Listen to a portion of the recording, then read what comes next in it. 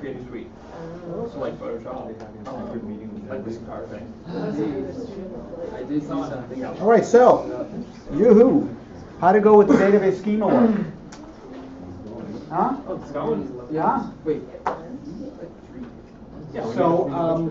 So the idea was every single person would design the schema for your product so we can compare them to see how they came out. And today I'm going to tell you all about that. I'm going to cover it again, but that article was pretty good actually.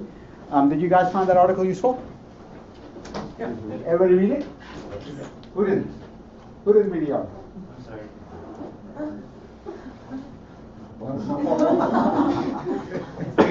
Don't be sorry, you're not hurting me, as they say. But anyway, you might have known this stuff already. I would like to pick a few of you to let us look at your schema together. Who would like to volunteer? Okay. How the heck do I? Submitted it. Huh? Pardon? We did it. Can I volunteer you guys? It's something we did yesterday. It was supposed to be individual, not together. You realize that, right? Who didn't realize that? Alright, so it's for your product size. Yeah, but if you read this, which I take a lot of time to write,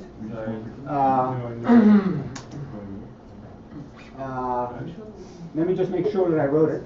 I mean, the fact that it's deliverable versus choosable. Thank you. See, she's trouble. She points out that deliverable means, what does it mean? Individual deliverable, not a team deliverable. Well, it also says that individual. No, it doesn't. It never says that. It just says deliverable. In the previous sentence, Oh. it says work separately. Yeah. Each team member works separately. Yeah. Yes? But what if we already have the schema the day at the presentation? So is it okay that we have this same? No, each student works individually. That was the idea. I spend ergs and energy and watts typing. I'd like you to spend at least the same amount of ergs and energy and watts reading. Is that fair? You think that's fair? I also have found the article. You found it useful? Okay, that's good. Everybody who agreed with that? The article was useful. 1, 2. Who thought it was kind of useful? Still. Nobody else read it. Okay. So, but that's fine. It's fine. So, what do you when an article is useful? By the way, find another article. Yeah. Or you might have known that stuff already. Yeah. I just thought it was a little too short for like the whole. I guess trying to give like a little bit of an overview to like how to make a database. It's too short. Okay. Well, today you're going to have more of it. So, but anyway, so we will grade these things as individual assignments, and so hopefully there'll be no duplicates. Because I'm joking, but it is kind of. I don't want to have to take you guys by the hand. I write it down. I expect you to read it. But so, who wants to show us your work? Yes. Where is it? Is it in latte? Okay, let me just go fish it out of latte.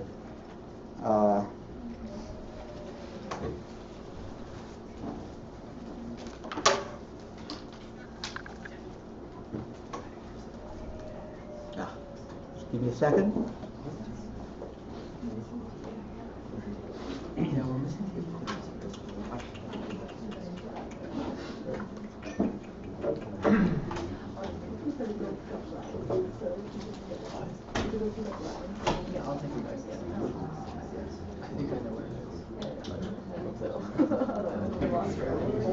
There's only 15 submissions in latte. We have 30 people in class. That's not good. Well, it does say that it's due tonight. Okay, perfect. Excellent. Good. So everybody hear that? It's due tonight. So you still have some time.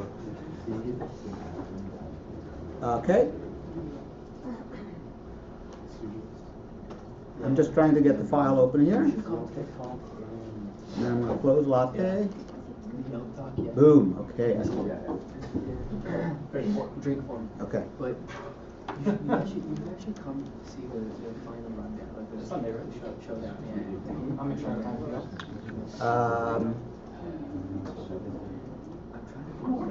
go. Okay. So basically, your product is? Epsilon. Oh, Epsilon, right? Epsilon is the music thing. So why don't you explain to us what you've got and why you have it? That's projecting your voice. I love that. Okay, go ahead. So yeah, the software we have, a lot of it is like going to be similar to a database. Yep. Essentially, so it was pretty easy to just come up with this. Yep. So yeah, for like every album, we're gonna have a bunch of metadata about it. Yep. The same with the songs, the artists, and then, and those all are like kind of in the same group. And Yep. then we get DJs, which are the users. Yep. And they have their playlists and ranking. Playlists will consist of artists, songs, music, albums. Administrators are pretty much gonna be like, What is the rating? Who's being rated there? oh, like DJs rating playlists. DJs are rating, so a DJ has a playlist and that playlist is rated? Yeah, it Okay. should be. We're still a little fuzzy whether we want to do that or not. Okay. So I figured I'd put it Yep, together yep, anyway. okay. Administrator is like a radio station administrator who has multiple DJs. Okay. And then a playlist has the DJ who owns it, songs, and ratings. Okay, who wants to critique this in the very spirit of cooperation and teamwork? Come on, anybody? Anything missing? Any interesting? What's the relationship? I think I asked you to talk about relationships, like one to many, one to one, many to many. For example, yes, sir. Well, this isn't related to that, but I think it's kind of, I can't think of the word right now, but it's strange to have both the length of the songs and length of the album, so you just multiply. Redundant? Add all, yeah, redundant. Yeah. Maybe. I don't know. I'm not a music expert. I wonder whether the length of the album is exactly the sum of the length of the tracks. I don't know. Yes. So, like, for example, in song, Yeah. there's an album field. Is that like a pointer to the entity album or a text field saying album? It would point to the album that's part of it. Okay. So, in other words, what if an artist had many albums? If an artist, yeah, so that would be a one-to-many relationship. If Okay. you're looking at the artist view, it'll show all their albums. Okay. All right. So we're going to be learning more to how to go to the next level of detail on this. Who wants? Yes. There's no primary key in this. There's no keys at all. Yeah. Yeah. So I think for each entity, at least there has to be a primary key. Yeah. Right? Did you read about primary key and all that stuff in the article? A little bit, but I wouldn't really get it. Okay. Okay, that's cool. That the article sort of warm your brain up. Who wants to volunteer another one to look at? Yes. Oh, you don't have it. Okay. I have it on paper. Okay.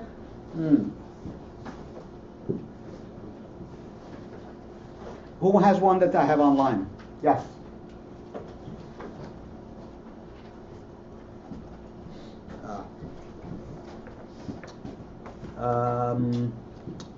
Come on. No, I don't remember your name. Shu. Okay. Shu. The fifth. Fifth to the last. Oh, fifth to the last. I got you. Yeah. There you go. Oh, now we're talking. Obviously, did not hand draw this. Unless he's really good with Photoshop. Give us a tour. So basically, it's focused on users and items. Okay. And you have like all these fields and users and all these fields and items, and they're like connected using unique IDs.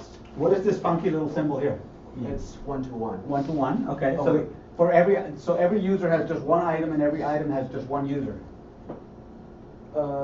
Every user has multiple items, but their user ID is like one-to-one matched. Like one item can only Oh, have I one see. user. Oh, I see. So that's a match. Okay. And here, The two connectors are pretty redundant. I see. yeah, it's a little bit unusual, but that's okay. So, but you're saying one user can have many items. Yeah. Can one item have many users? No. So every item is owned by one person. Right. Okay. Keep on going. So users and items are is another way to connect users and items, which is barters. A barter is what connects two users and two items, Okay. or multiple items. It's based so you can kind of link barters and items using user ID and item IDs. Well, let's start with at the conceptual level. Does one user have only one barter? Multiple barters. Does one barter have multiple users? Yes. Okay. And the users in that case are both the offerer and the giver and the taker, or are they separate? Are they They're different? separate. Like, Okay. In the barter field, there's post user ID and offer user ID. Post Gotcha. is the one who initially posted the item, and the offer is the one that made an offer to that. I got you. Okay, I got you. And then mhm. items are sorted based on category, and each category has an ID. Okay. And items may have It looks here like, okay, yeah, okay, go ahead, items may have, like more than 3 categories. Like, Uh-huh. so if you sort them, like find a single item under. multiple categories. Gotcha, okay. And accounts, how is an account different from a user? I'm not sure if storing like user passwords and usernames in the same table as user Uh-huh. info would be a safe way, so I just made it separate. Okay, gotcha, not unreasonable. Anybody have any questions or comments about this? Okay, pretty good. Let's look at another one. Who else wants to volunteer? Yes? Ba. Yeah. Okay. Joe. Sorry, which one is it? The fifth, Here we go. This? yes. Ooh, color. Love it. Okay. What's the product is Campus GPS? Yeah. Give us a tour, please. Ah, a tour. Huh. One building have one floor plan inside, Okay. and also. What tool did you guys use for this? You must have used the same tool. MyCircle. What's it called? MyCircle. Oh, MySQL. You use the same MySQL thing? fee. Oh, gotcha. Because it's the same symbolism, that's what I was noticing. Okay, so you're saying, so one building, Have one floor plan. one floor plan for the building, Yeah, okay? And, and one floor plan belong to one. so it's one-to-one? One-to-one. So it's one each. So why are they separate tables? Because in the floor plan we have several floors. Ah, okay. In the floor plan, you have several floors. So where are the floors represented? The floor number. Where? Floor plan, building ID, floor number. So really what you're saying is one building has multiple floors. So maybe this should be called floors, Oh, okay. not floor, because one building has multiple floors, right? Okay. Or maybe this is a little broken. We have to look at it closer. The question is, does a floor plan have any properties beyond the floors? Is there anything that the floor plan needs to know as a floor plan? Yes, did you have your hand up? Yeah. Peripheral vision. Yeah. I'm doing the same project, but I put it has the building ID too, just so that it's. I got you. Okay, gotcha. Peter, could you just zoom in a little bit? Sorry. I'm sorry? Could you zoom in just? Sure, yeah, absolutely. No problem. There. Thank you. So shall we put yours side by side, just for the fun of it? No, that's not good. Do you want me not to? Are you saying you're, oh, is that even no, here? you can pull it up, but it just doesn't look as. It may be more correct, even though it's not as, fancy looking. Let's see. So here, sorry, I'm covering yours up. So a building, why don't you recite this to us? I was just trying to get across that every building has like its own ID, Uh-huh. and then it's linked to. It can have multiple rooms, which also have like. I wasn't sure how to like draw this out, Mhm. but a room can also have many names, as can a building. Uh-huh. So like Gets Media Lab or just Gets or Mhm. whatever, stuff like that. Yep. And then I was trying to figure out how to write. I also don't know how to write this out, but when somebody searches, Yeah. to store like where they're searching from, Ah. like where they're trying to go to, and then timestamp. When it. that search happened? Yeah. Because you're trying to keep a history of searches? Right, so that Okay. we can see like the most, I don't know, Oh, yeah. search building Sure. or something like that. Okay, that's cool. Now in Campus GPS, you're gonna have to draw an outline of the building, right? On the map? Yes. Yeah, so where's that gonna be stored? You mean the outside of the building? The outline, like the perimeter? I store in the building the photo. Okay, and here? Yeah, in the building, the second last. Floor plan ID? No, the photo. Photo, okay, gotcha, okay. All right, fair enough. Who has one more that we want to look at? Anybody? Nobody else? That's cool. Okay, so this is good. I mean, those of you who did it, because even though the article may be more or less just struggling with this a little bit, and generally the big challenge with designing a schema is not so much all the different properties, but to really think clearly about the relationships. Is it one-to-one? Is it many-to-one? And so on. Okay, so good job. So let's dig into the into this stuff. I wish there was, anybody know how to turn this thing off? It's making noises at me, it's annoying. I could just unplug it, right? Boom. Just remind me to plug it back in because the next person is going to be freaked out. So you'll see that I've added this to all the lectures going forward to give you kind of a sense of where you should be on the roadmap. It's only a sense because the ordering, you can play with the ordering, and it's not like an exact, but it's going to give you an idea of what the team should be talking about, because there's a lot of work that goes on in this class that's not assigned, but it's going to be basically the teams working together to build their products. And this is sort of a guidepost that this should be happening. Okay?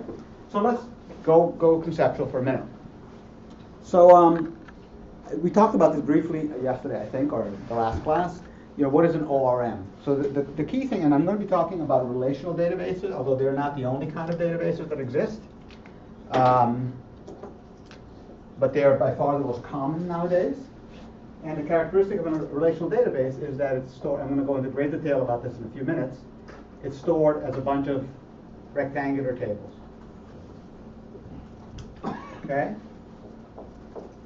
And there's no pointers, and there's no arrays, and there's a lot of things it does not have that we're used to being familiar with within programming languages like Ruby or any other language, Java, Python, Fortran, whatever. Okay? So the key thing that the ORM does is allows the software developer who's working in an object-oriented language to act as if this world also is object-oriented. So it creates a linking or an adapter that creates an illusion or a metaphor or an abstraction of the database as if it were an object-oriented system. And you might have heard the term a leaky abstraction. I think I've mentioned it in the other class, but not in this one. So an abstraction is when you generalize something, you give somebody a simplified view of it, right? So an ORM creates an abstraction of the database to make it look as if it actually was just a bunch of classes and objects. But it's a leaky abstraction because it doesn't do a perfect job of making it look as if it's an object-oriented system. I mean, the classic example of an abstraction and a leaky abstraction is a number. Programming language may have a number or an int, and for all purposes, almost all purposes, you can pretend it's a regular mathematical whole number, positive or negative and zero. Most of the time, that holds true. However, if you add one constantly to a number, eventually you're going to get an error because it doesn't go to infinity. In fact, in some systems, it'll actually turn to a negative number because in the end, of course, the number is represented by bits in the computer, and unless some very special provisions are made, there's only so many bits, and therefore you cannot represent infinity. So it's a leaky abstraction. The thing being abstracted still shows through a little bit. Same thing with an ORM. Yes, it all looks like classes and objects, and to some extent it looks like every record in the database is available as an instance of the object. So if this database is called maps, and so here you might have a class called maps, and it might look as if every equals maps dot find 12. So it might look like you're telling the maps class, find me map number 12, and it returns that instance of that object, and I'll go into much more detail about this in a second. In reality, that object did not exist until you did this, and if you modify the object you get, so if you say at m dot name equals, or country, let's say, country equals Holland, okay, then actually it has not changed the record in the database until you do at m.save. So it's a leaky abstraction. It's not true that there's a record for there's an object for every single country, every single map represented in this table. And it's also not true that if I modify that instance, I've modified the database. You have to actually do some more things, okay? We'll get into this more. But basically, the ORM allows me to treat my map database, which is a relational database, as if it were a class with instances. And that makes it very, very nice for programming, but you have to still be aware of the illusion because sometimes the illusion breaks. Okay? All right. So in Rails,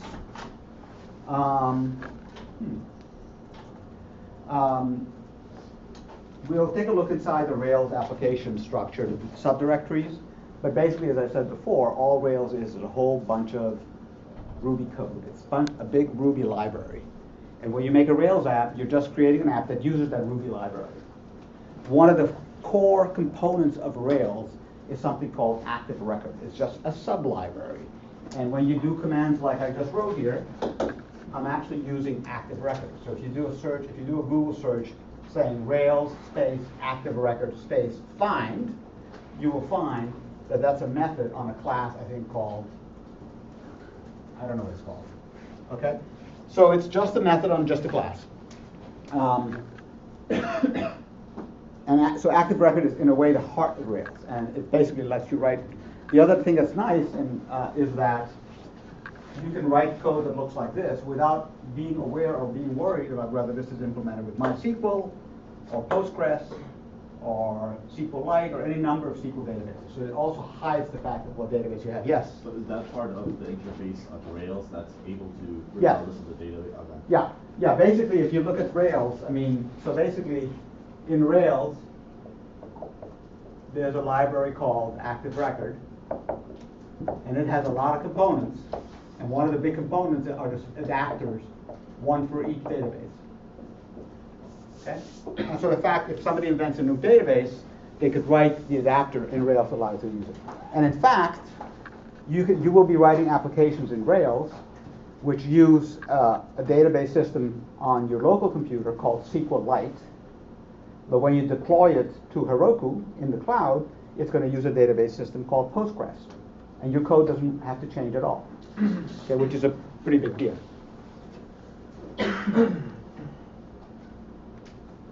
Okay. Now, one important, and that's the exercise we just did, probably the most important thing is this idea of data modeling. And data modeling is the act of understanding your application domain well enough so that you can cast it and describe it as a relational database. Okay? By the way, the homework for next week includes analyzing a whole other kind of database called a NoSQL database. So you'll see there's a whole different world is popular in certain cases, but still relational databases are by far the biggest. So the act of casting your application into the form of a database. Okay? That requires you to understand what your application is going to do. You have to understand that your bartering system is willing to make an assumption that every barter is initiated by a single person and every item is owned by a single person. So you start with the knowledge of what you want your application to do, and from that comes your understanding of what your database should look like. Okay? There's a concept called the domain model or domain expertise. The domain model, if you look at any software problem that involves a database that's trying to solve a problem, there will be 50% perhaps of the data that's going to use the language of the problem. So it's going to talk about maps and floor plans and buildings and campuses, things like that. And there'll be another set of tables which are more like behind the scenes technical building blocks that are there for other reasons. Like you may decide you want to store the database passwords in a separate table, or you might decide that the images are sometimes present, sometimes not, so that has to have its own table. The first group of tables, the first group of objects or classes we call the domain model. The domain model is just shorthand for the parts of your database or your class structure which are tied directly to the subject matter of your application. Okay? And so in the world of like maps, here's what I said. In the world of, let's say, the Epsilon product, it's obviously going to be what they had. It's going to be the CDs and the songs and the tracks and the artists. But let's say they need another one which has to do with representing I don't know, some storage details about how the music is played, or maybe some special password to access a special thing. Those are not part of the domain model. So understanding your domain model really well. That's why I've harped on the idea of writing your stories and thinking about your stories, because without that, you really can't make decisions about the model. So you start with that knowledge of what is the domain model, what are the relationships, what are the key entities, the key things, the key nouns, and what are the relationships between them, okay? Remembering that, as I will show you, that at least in the core functionality set, a relational database does not inherently know how to represent an array or any kind of collection. So, what is a relational database look like? So basically, I already told you a second ago. There's some lingo. The whole thing is called a database. It contains a set of tables which have names. Each table is divided into a set of columns and a set of rows. The columns are called usually columns, but they can be called attributes. Tables, by the way, can be called, if you want, in the purest sense, they can be called relations sometimes, relations. Okay? And there's probably another synonym, but columns is the most common. And then the rows are called, so that's it. The rows are called rows, or records, or tuples. But generally it's rows. Although records is pretty common too. Okay, so every column has a name. For example, age, salary, city.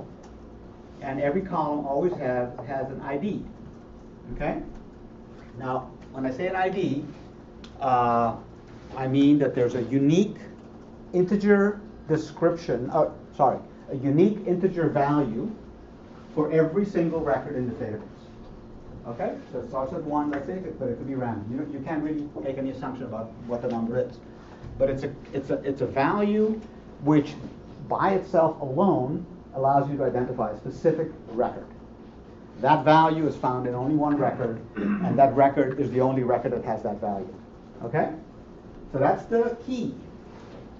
Often also referred to as the primary key. Or what's all that typing? You guys taking notes? Or are you sending email to mom? Because if you're taking notes, it's all here. New version of Java? I do not care. Okay, so every record has, every table has a primary key, often called ID, but doesn't have to be called. And then it might have secondary keys.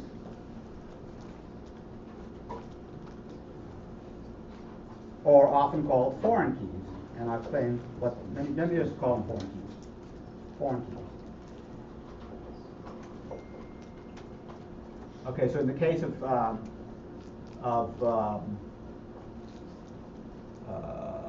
let me think of an example. If this was a user, a key might be, forget, I'll explain with an example later. So there's foreign keys, there's the primary key, rows, columns, tables, and databases. Finally, not finally, but another fundamental important thing is that databases allow certain columns to be indexed.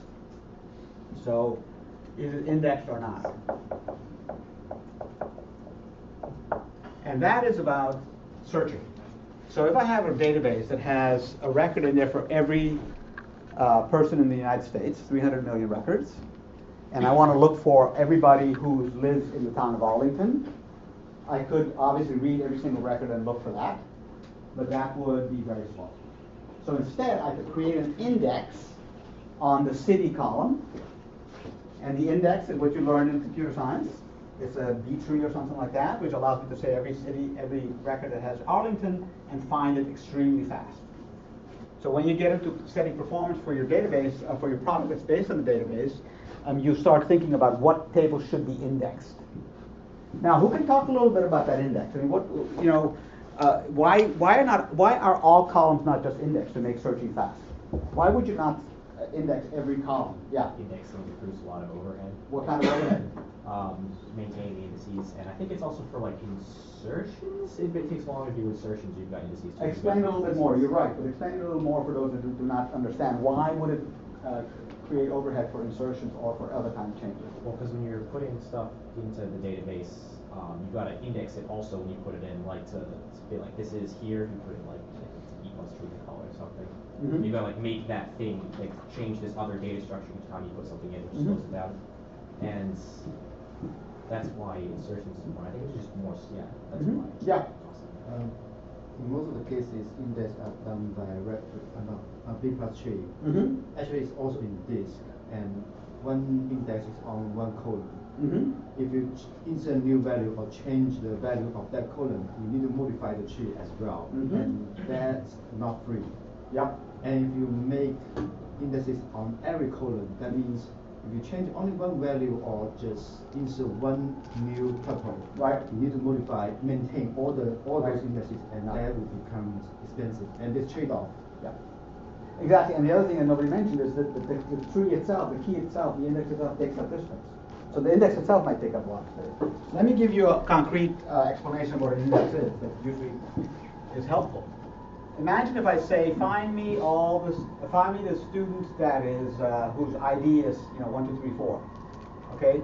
Or imagine if I say, find me everybody who's in Arlington. Well, basically, what the index is conceptually, not literally, it's a table that has all the towns in it: Arlington, Waltham, and every single town, followed by a list of numbers: 41, 9,011, 7 million. Okay, those are all the records where the city was Arlington, and the city was Waltham. It's another list of numbers. They're not people. They're record numbers. Because this is an index on the table users, and I'm indexing city. So it says city Waltham can be found on this list, this very long list of record numbers. So if I say get me everybody who lives in Waltham, it's a one lookup and boom, I have the list. But if I now change one person from living in Waltham to living in Arlington, I got to go find it on the list, and remove it. And so that's the overhead. When I change data, I got to change this list. Also, this list obviously takes up this space. What's going on? Hurricane in here. Weird. Okay. Is it coming out of a speaker or is it coming out of the wall? It might be a little loud. I think it's the wall. It's probably the lab. Oh, okay. Woohoo! Okay.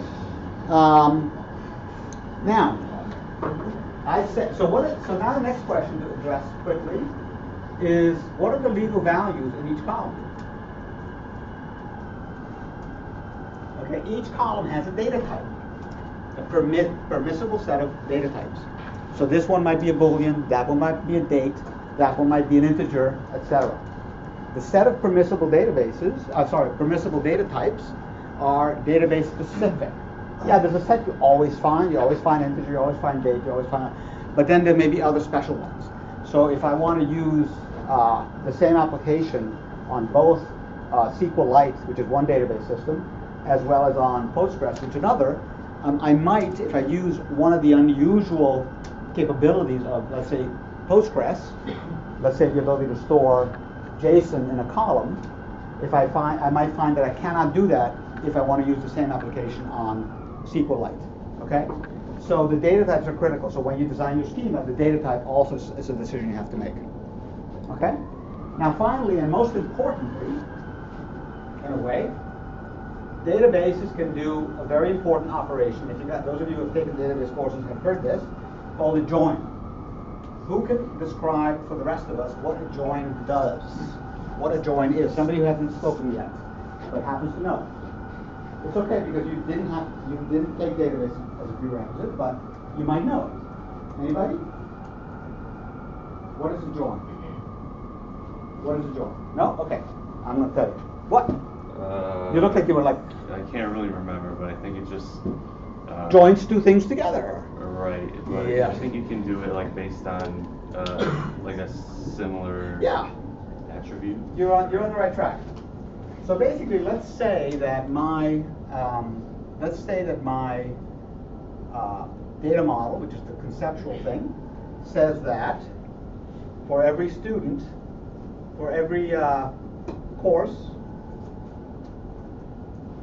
there, and I write it this way, because there's a lot of notations, there can be many students, obviously. Okay, and this is my relationship. They drew it other ways, but there's many ways of drawing it. Which means that I have a table called course. I'm going to erase this.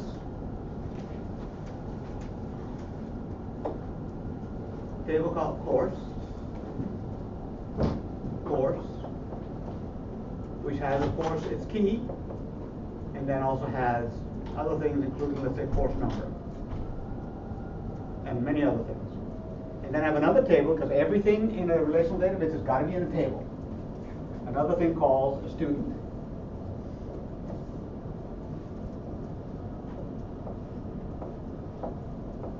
Okay, and the student has an ID.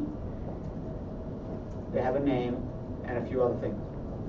Now I want to indicate that one course can have many students.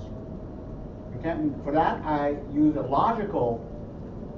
It's not a pointer. It's a logical relationship that represents that. And the way I do it in this particular incorrect example is I put one more column here called course ID that says student 1 is in course 4, student 2 is also in course 4, student 5 is in course 9, student 6 is in course 9 as well. So I've achieved here what I set out to do, which is I said one student can be in many courses. Right? Everybody sees that?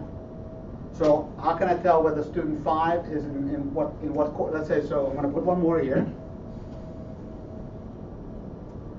This is me, and I'm going to add a course 4, which is philosophy. I'm going to add a course 9, which is Cosi. I'm going to add a course 11, which is English.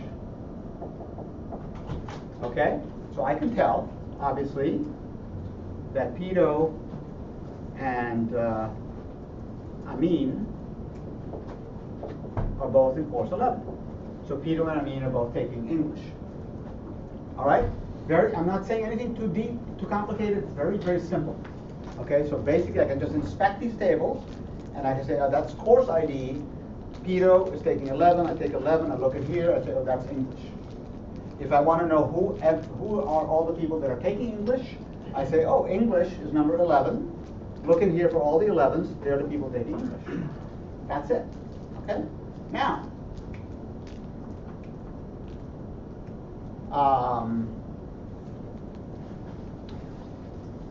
I talked before about this thing called a foreign key. A foreign key is when another table's key appears in a table. So this is a foreign key. Okay, this is the course ID appearing as a foreign key in the student table. Okay? All right. So what are all the things that are wrong with this particular data model for this particular application? Anybody? Just think about it. You can just use logic. You don't need to know anything about databases to answer the question. Yes? There's a lot of repetition where you're repeating the student multiple times only to have one unique value at the end. Why is there a lot of repetition? Because you're including the student twice just to inform that they're in two different courses, but they're copying the entire student justification. Well, every student is here only once in this table. No, like example, like student 5 is there twice to indicate how am I not seeing? No, student 5 is here only once. Oh, no, that. You're on the right track, though, but I took you off it. You're on the right track. Want to do it again, or somebody else? I don't know if it's with Y or J, so I'll just put Y. Anybody? Yes? Was that a hand? No. You sure? Yep. I could swear I saw something. No, like a. Like that. Okay. Yes. Is the problem, what if a student wants like more than one course, or is that part of the database that we're working with right now? No. So what if a student wants to take more than one course? Well, what could you do? What's the problem here? I mean, what if Tito takes more than one course? Would you have to list them more than once? Well, that would be the first possibility, but I have a database of courses. we have that. Database of. Yeah, go. Like You got it. have a database of like how many courses of given courses per student. Something like that. Yes. So if there's a maximum amount of courses that people can take, you can add that many attributes to the student. You could do that. So we have two ideas here. One of them is to put a second record for Peter with, now he's also taking course 4. That's one possibility. But that's kind of redundant. Yeah. It's kind of redundant. Or you can do. Wait, slow down. I want to make sure everybody gets this. So you could do this, but instead of just my name, let's say there's 100 attributes, what dorm I live in, all this sort of stuff, I'd have to put in twice. Now, why is that bad? Why is it bad to have the same information? This is true in programming in general. Why is it bad to have the same information, same exact information in 2 different places? Yes? Because it can lead to corruption. It can lead to corruption, exactly. Things can get skewed. You know, when you open your favorite app, whatever it is, iPhoto, and it says corruption, that's what happens. There's something, some expectation that the code has about the data which is not being caught. So that's a problem. Redundancy is bad. That's a problem with this solution. Okay? So we don't like that. But what was the other solution? Was to have multiple classes. Like I have course ID 1, course ID 2, 3, and so on. Right? That's what you were suggesting. And now, certainly I can do that. Peter can now take course number 9 as well. Okay? Yes? But what if you can take an unlimited amount of courses? Then you got a problem, right? Well, you knew that, but it was just sort of building up to it, but that's exactly right. So what if you can take an unlimited number of courses? This doesn't work so well. Okay? Everybody on this side keeping up okay? It's not complicated, but I do it slowly because when you go later on to try to reconstruct this reasoning in your mind, you may not be able to put it together again. So I'm trying to make sure you're following along. So those are 2 problems. Now, the interesting thing I want to point out is that these problems arose because my original model was incorrect. I drew it here. Not only can a course have many students, but a student can have many courses. So really, I purposefully, it should have been like this. It's not a one-to-many relationship. It's a many-to-many relationship. One student can have many courses. One course will have many students. Whenever you see a many-to-many relationship, and you all have them, they're very common, immediately you know, I'm going to give you a shortcut, non-mathematical, practical rule of thumb. As soon as you have a many-to-many relationship, you need an intervening table. That's kind of what you were fishing for. You need a new table. And the new table is, in this case, going to be a table that looks like this. Remember that every table has a unique ID. It's going to have another column called course ID and another column called student ID. And now our problem is solved because Peter, who's student number 7, who's student number 7, is taking course number 11. And Peter, who's student number 7, is also taking course number 9. Right? Yes? So, for clarity's sake, what would you name this table? Ah! Name, like student, like. You're really good. That's exactly a very good question. Usually, even though you create this table because of a rule of thumb out of thin air, usually there's a semantic label that you can put to it that's very, very clear. So who can come up with a name for this that makes sense? You were on something. What was your name? So. Pardon? I would call it course students. Yeah, that's the most straightforward. Just take the name of the 2 tables. But there's actually a little bit more meaningful name you can give it. Will make a light bulb go on when you think of it. Anybody else? What else could you call it? Yes. Enrollments. Enrollments. Exactly. These are the enrollments. Right? So these are, now we have 3 tables. Now I'm going to redraw my picture. I'm going to draw it like this. I'm going to draw it like students.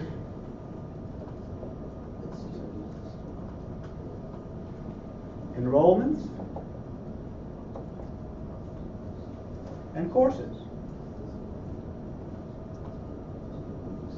And I'm also going to notice that one student can have many enrollments. Obviously, you can be enrolled in many courses. And one course can have many enrollments, because one course can have many people enrolled in it. Okay? So as soon as you see many to many, you know you're going to need an in-between table. And almost always, there's going to be a meaningful name that comes out of the domain of that you're working in that you can name that table.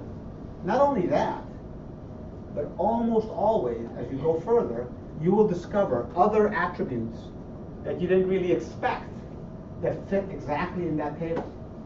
And suddenly it's no longer a table you put there because of a rule of thumb. It's a table that actually has a serious role in your application. Yes? This is very helpful, but I have two questions. One of them is... No, this is very helpful, and I have two questions. And I have two questions. questions. Thank you. Yes. So we have to realize that the enrollment table in itself is has a lot of redundancies. Yeah. That's the one thing. The redundancies being the IDs. IDs, yeah. Yeah. So like we have to realize that, or Define redundancy. Well, it's just like you could have, because what you didn't do in courses, you did here, or what you didn't do. A redundancy is information that's stored in more than one place.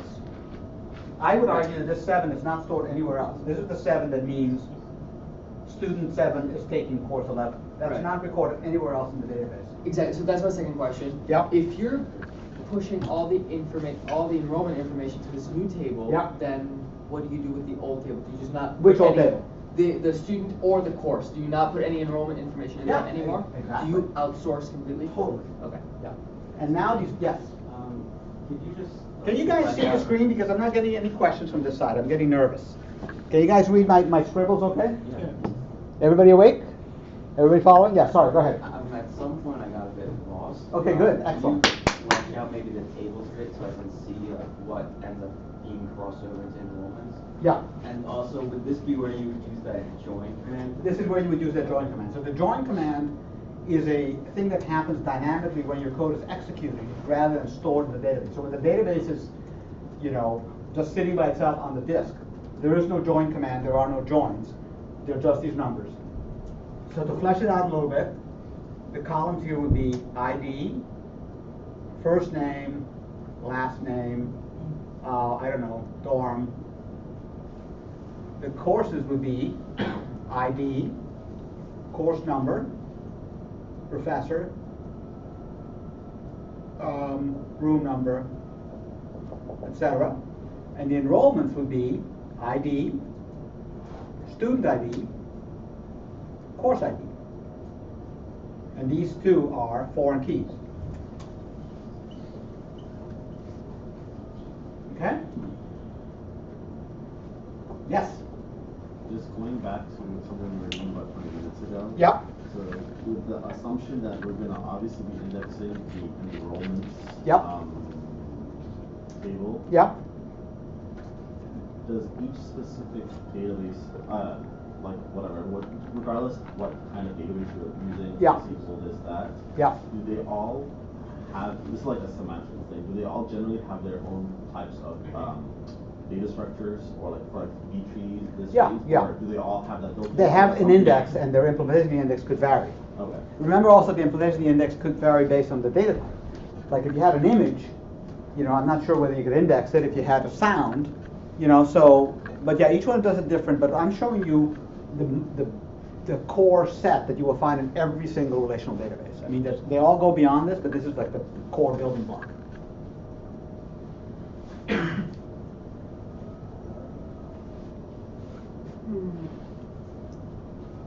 Any questions? Any thoughts? Yes? Would you have the tables pointing to each other? Like in the student ID, would you have some reference to the enrollment table? No. There is no such thing as a reference in a relational database.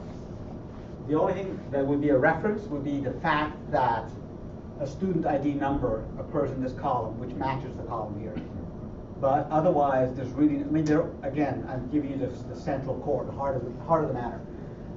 So no, absolutely not. Your code would obviously know that, so they could take advantage of the fact that these relationships exist. So obviously, you should be able to do. Your code would be able to look like, for example, do I have a good pen? Yes. I'll go on this side for you guys. You will write code that looks like this. Student dot at S equals student dot, I don't know, ID, not ID, last name equals, that's not how you write it, student dot where last name colon Salas, and then you could say at courses equals student courses. And if you, this is Ruby code, this is Rails code, you're going to be writing a lot of this thing, a lot of stuff like this. And then you could go down here, for example, at C, you could say something like, put S, student Salas is taking found curly bracket at C dot count courses. Okay? So let me just, so basically this that says given a certain student, give me the corresponding courses, is doing a join in the running code. It's not built in the database. So this is going to be returning a hash of students that match. Actually, it's going to return one ID of the student that matches. And this at s.courses is going to call another method on it that's going to produce an array of all the courses that this student is taking. And because it's an array, I can do at c.count. This line here did the join. And this also illustrates ORM, because I'm writing what looks like pretty vanilla object-oriented code, and it'll show you behind the scenes what it's doing to talk to the database. Okay? Yeah? Is it essentially a translation, this whole ORM thing? Is it It's a lot more than that, because it turns out that there's some pretty complicated math involved in finding the best way to translate this statement in Ruby into an efficient set of calls to the database. And in fact, that question, the answer to that question would actually be different if it was a MySQL versus a Postgres. There's a language called SQL, which some of you may have heard of, and we're right here. SQL stands for Standard Query Language. I'm sure some of you have heard it. You'll see a lot of it, although you won't have to write any of it. But this command in SQL would look something like select star from students where, I'm not sure exactly because I do this a lot, where students.ls.ln eq salad. So it would look something like this. It's a command-oriented textual language, and basically all databases all relational databases talk it, and it's pretty standard. But the problem is that this is a super simple one. They can get extremely. Who's taking the database course? Anybody? Any of you? So did you learn about joins and inner joins and outer joins and all that crazy stuff? So it gets very, very difficult to comprehend, and it turns out that Rails does all that for you. So you just write code in regular Ruby, and it does the right thing. Yeah. So just to clarify, I'm loving these questions, by the way. Specific one that doing the join command dynamically. No, here I didn't do a join command. I purposely picked the one without the join, because I don't remember the exact join syntax. So the at s equals student where last name is Salas is not doing a join. It's just strictly looking up, straight up looking at At C equals S courses. No, because it's yeah. How would I do this? It's I'm not. It's going to be something like select star from courses where no, it's going to be select. It's going to be select student Salas, and then take that answer and then use that in select on enrollments to find them, and then furthermore do a select over here. So it would do something pretty tricky like that. In fact, I can show you, and I will show you, and when we're working on the computer, how that happens. Any other questions? Okay, so let me recap. So when you are, yeah, okay, we're good. So to recap, you start with having to have an understanding of your application's domain model. And so the entities are the things which become tables. They are the nouns. They're the actors in your app. And then, more importantly, is the relationship between them. And you have to think very clearly. Sometimes it's very, very difficult. Not difficult, but not obvious whether something is one-to-one, one-to-many, many-to-one, or many-to-many. Once you figure that out, you're on your way. Because each entity becomes a table. Each entity has a list of properties. Those become the columns of the table. And now, when you get into the relationships, if it's one-to-one, then basically, I didn't talk about that because it's the most obvious, and it's not that common. One-to-one just means that I have two tables, and let's say this one's called AID, and this one is called BID, the columns. And basically, there's a column here called BID, a column here called AID, with exact. So 1 goes to 3, which means if I go to 3, you would see 1. 2 goes to 5, which means if I went to 5, I would see 2. So it's one-to-one. For every one of these, there's exactly one of these. For every one of these, there's exactly one of these. Not that common. But you got to get clear in your mind if it's one-to-many, or many-to-one, or many-to-many. If it's one-to-many or many-to-one, you have two tables. You put the foreign key of 1. If you put the key of 1 as a foreign key in the other. If it's many-to-many, you immediately know you need a new table to bridge the space. And if you think hard, you will come up with the proper semantic name for it. Like in this case, we said enrollments. All right? Then you're good to go, because now you have your entities, you have your properties, you have your tables, you have your foreign keys, and you're ready to cast it into your Rails application. Okay? Now, let's talk a little bit more about this one. Think about the world of courses and students and enrollments. And let's bring in another entity into this.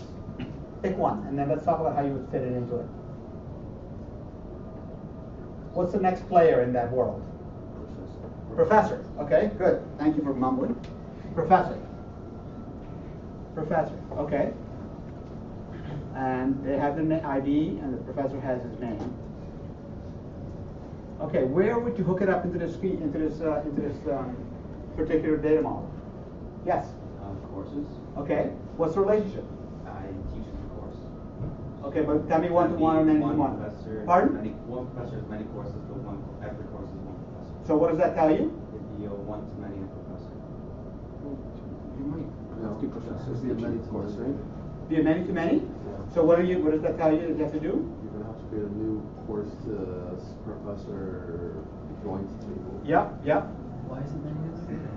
Why is it many-to-many? Who asked that question? Okay, you tell me. Okay, when is it many? So one professor can teach, when you ask that question, I go, one professor can teach many courses, right? And one course can be taught by many professors. Well, can be. Or even is, there's co-teaching. But you touched on a whole big other mess that I'm papering over. The difference between a course and a particular instance of a course. The course may be called Cosi 166b, but Cosi 166b given in the spring of 2015, section 1, that's an instance of the course. And you can have 3 sections of the course with 3 different professors. We're not even getting into that. But that's exactly the kind of rat's nest you go into. And that's where you have to think really logically, okay? But let's play this. So I have a professor. We need another table that's going to map professor ID to course ID, right? Okay. What might this table be called? Nothing's coming to mind, but what might this table be called? Teaching assignments. Teaching assignments? Okay. No, doesn't like it? Do you have better ones? No, I would just call it taught by or something. Same difference, yeah. Teaching assignments. Exactly. So now we have what we need. We can have Professor 1 be teaching course 7, and we can have Professor 1 also be teaching course 9, and we can have Professor 3 be co-teaching course 7. This is a 9. Very good. Okay, how do we put grades into this particular drawing? Where do grades go?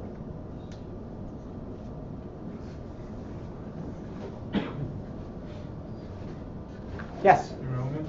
In enrollment, right? Yeah, because it fits. If I'm taking a course, I'm going to get a grade for it, right? So that's where it goes. So we're going to add here grade. Okay, that's the thought process. And that's what you need to do with each of your courses, each of your projects. All right. Here we go. We're going to do some work on your own. I'm going to change this a little bit. Here's the assignment. You are going to design the data model for iTunes. Okay? Do it on your own first. Get a piece of paper, actual physical paper, please. And we're going to spend 5 minutes sketching it out on your own. You all know? Does everybody know iTunes? Okay. And if you don't, there's another conversation we'll have. Okay, 5 minutes, iTunes. Everybody do it, please. No, I'll just start. Pardon? No, I'll just start. Okay, no.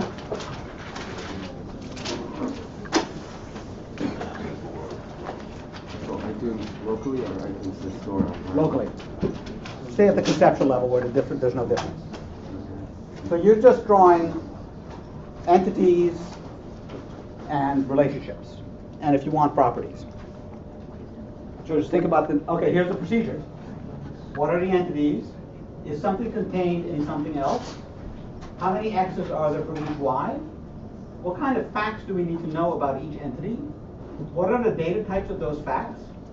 Are there any arrays? Possibly identify other entities. Repeat until done.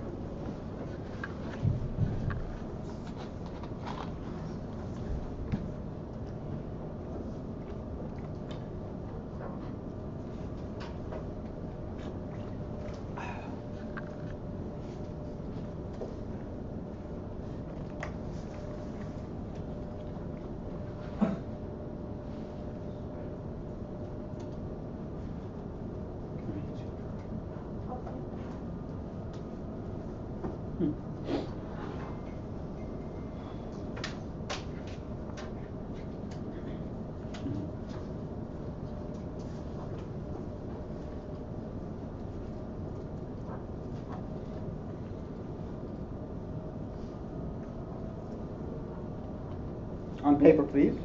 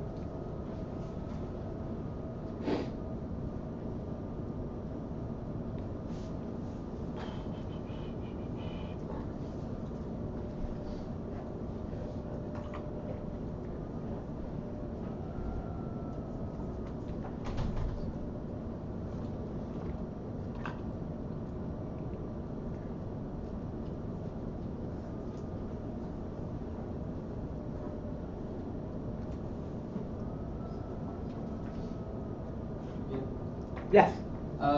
Just because I'm getting confused on the language, let's just say there's a song. In the song, you're defining an album, and an album can have many songs. I mean, I guess a song could be multiple albums. We'll just say it couldn't. Would that be a many to one or a one to many? It depends on the order of the preceding sentence. So it goes like this: song relates to album as a many to one. Okay. So it corresponds to the ordering of the clause before. You can think of it as drawing the word album, the word song, and then an arrow, double-headed in the direction of many. Okay. Okay? Thank you. Yep.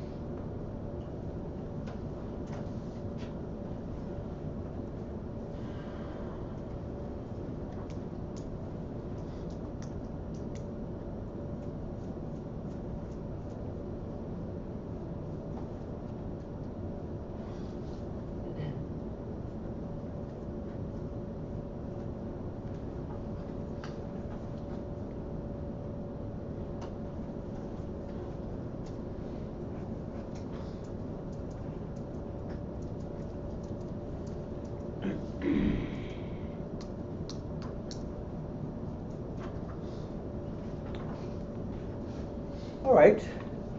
So what I'd like you to do now is just to compare, put your head together with the person next to you and compare what you did and get the best ideas for both.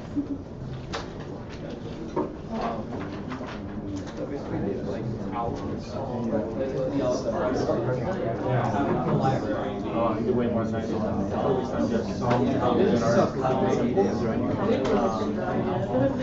I think the genre would be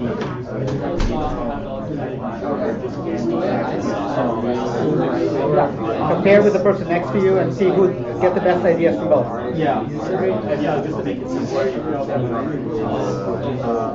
When you're ready to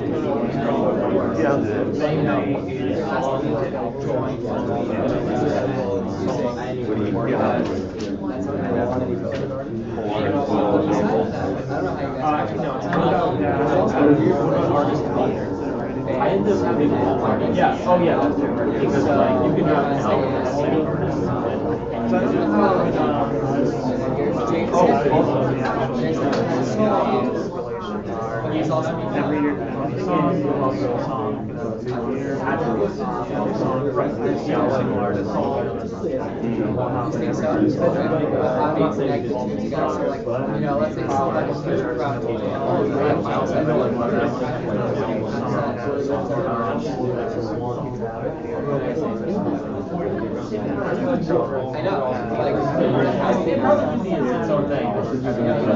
yeah, but with song.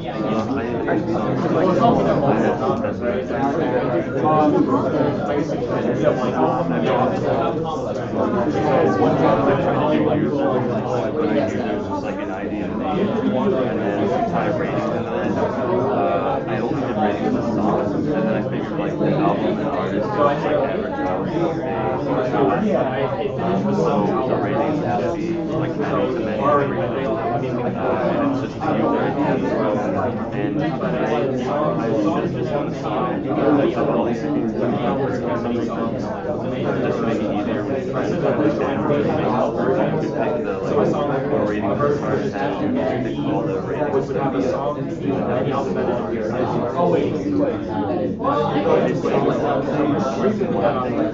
I figured out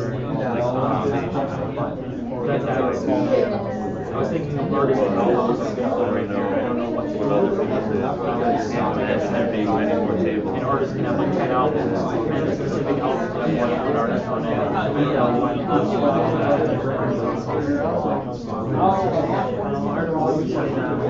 It might not be necessary. I like yours.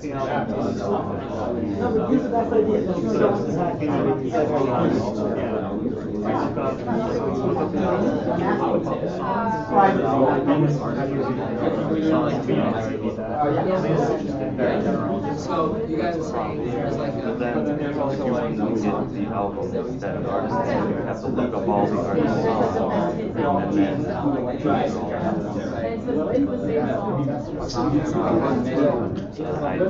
it's all like connected. But I put genre, but I never made a genre.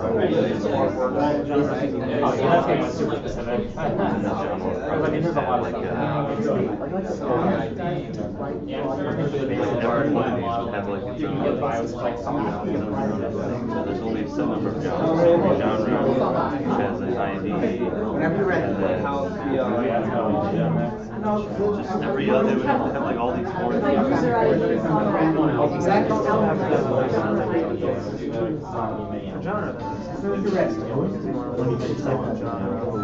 Genre. Can I ask you guys to write your station together on the station? That's going to Skip that.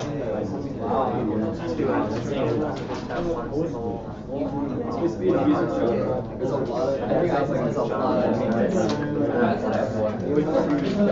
Right. So if I take like a genre, yeah, it has its own ID, but then I'm not sure which ID, like, it would have either. This is meant to be your best idea. depending on how you calculate it, so you can have something like that.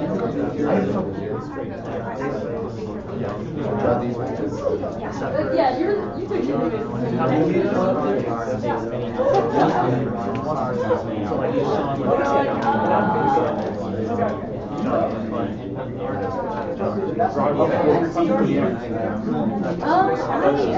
I was going to put everything together, but then like just use one panel each. Doesn't matter which one, just use one panel each. And then on a lot or like on similar things like I do, like the same album has like songs, but the songs they have like different genres. Like it'll be rock and it'll be like rock slash alternative or something. So I have no idea because that means every song would have its own genre. But then what would you if the different songs in the same album have different genres? What genre is the album? Like if one song is different, then so this would probably just be well, if you do it on the song, then that would be like selling you or like selling you subscription.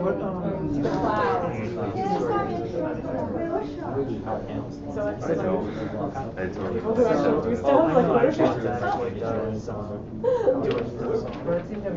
So you could always just skip entirely. No, you don't have time. But if you're gonna like link it up, then you realize it's like Like very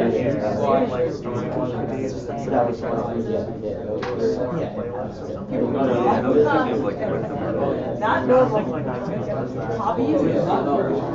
People are big fun of it. Well, you would just do that for the free. Like just go through like similar users if you wanted. Oh, I think similar the cloud albums, thing is like also stuff like that. Yeah, so it's pretty foolproof. So my question is more or less what I should understand is, so for think about instance, like how would you, what would the intermediate table look like? No, it's just like that. It would be like, it would be named something like something, whatever. It would have. Oh, an album? Usually you have for each table. That's why each table has its own unique ID. So you would have like Also, and then artist ID, and that's literally, and then also there's like an ID. And then so this would be like 1, 2, and this would be 3, and then what's the relationship between and that would be many things. Because you could have a song that's on multiple albums and multiple albums of songs, so you need a tertiary. Different artist IDs, different album IDs, same artist ID. It would be a different version. Yeah, right. It would be a different version. So I have a table called versions. Yeah, these would all be unique. I said many. And I'm not even sure. If I was trying to get this table, I'm not even sure I would make this table. What is this? I took the table. I was going to try and get this out just to join artists and albums. You're not part of our Whatever. This is part of Yeah, this is part of it.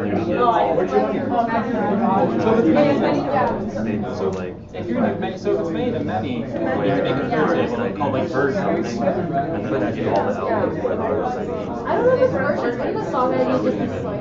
This is like a relationship, so like you have to have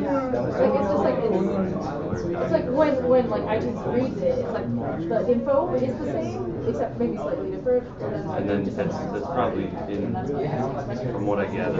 Many, you should put the interview. That's how you would want to many, yeah, that makes sense. You would get the album. No, Pardon? Oh, but between album and artist?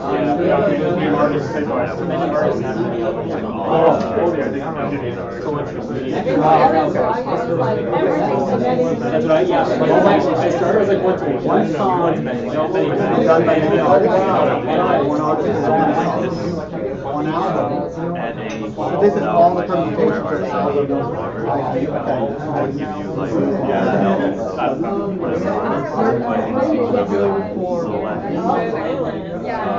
Yeah, that's what I was saying too. Artists or select albums. So, let me interrupt, this is great, keep working, well, before people leave. So quick thing, so this is really great, keep on working, I'm gonna stay with you and watch what you do. But if you have to leave, I want to just point out that Tuesday's homework is pretty difficult, so, but it's gonna be really interesting, pardon? What's Tuesday? It's amazing, right?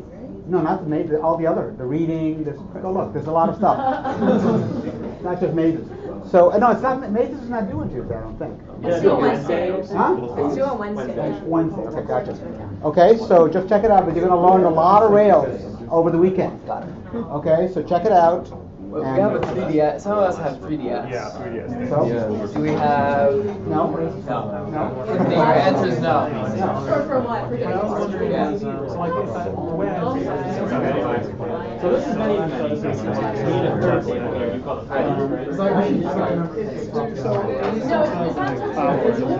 if you can draw it, I don't know. Dude, I'm hungry. I don't think it's so scarce, it's not too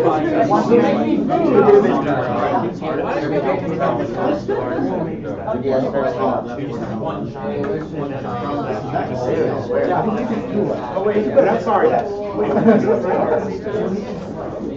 Do you mean like similar? George, that's what So artists and albums. Yeah, so we need a third, another like yeah, right. So you can have like two, you now have two artists, and so that's meant to be I have a question. Say every song in one album is like co-artist. So that's fine. What if only one song of the album is featured by you want to listen to the entire? you have to.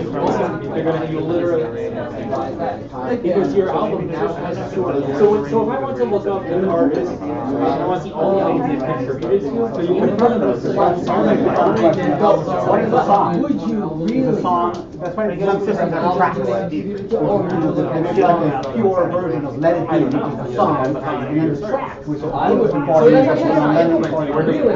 get very complicated. But it confronts the basic error on the right? So you know, if you look back and look at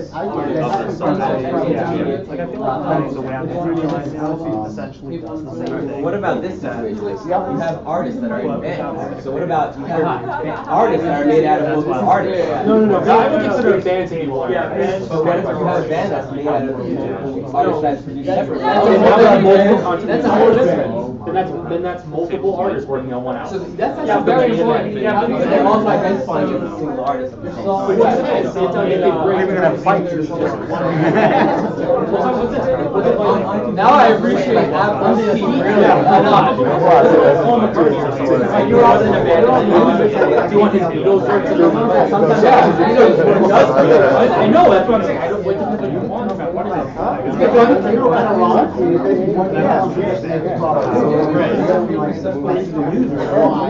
They also have multi-charting. It's like it's all different. But he's holding the pen. So he's not letting us do anything.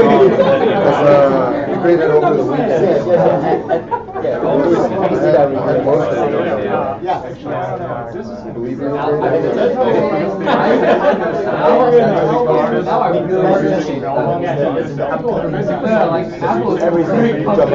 it wasn't a job.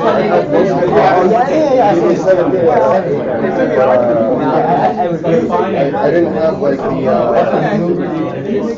Give us some money. yeah, and something else.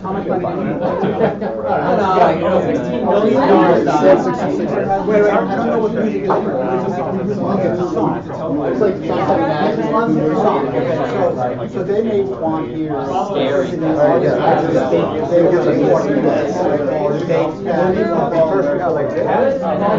other words, when you look at the additional copies, it may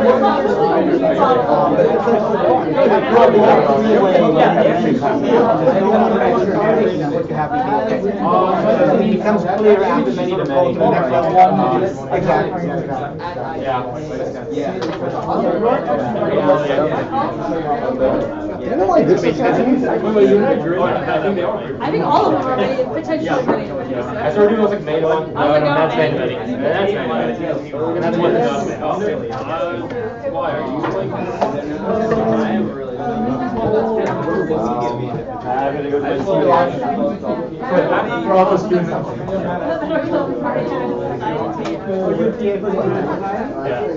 It's a lot of fun. It's a good hour and a half of study time, I guess, right?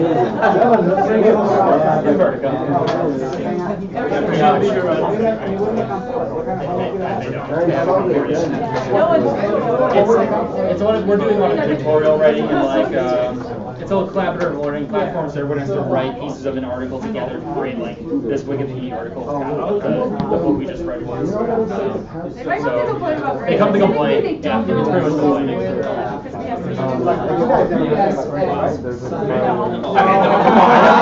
The one time. That's always justified what I do. Yeah, but we'll probably make a file where we can Java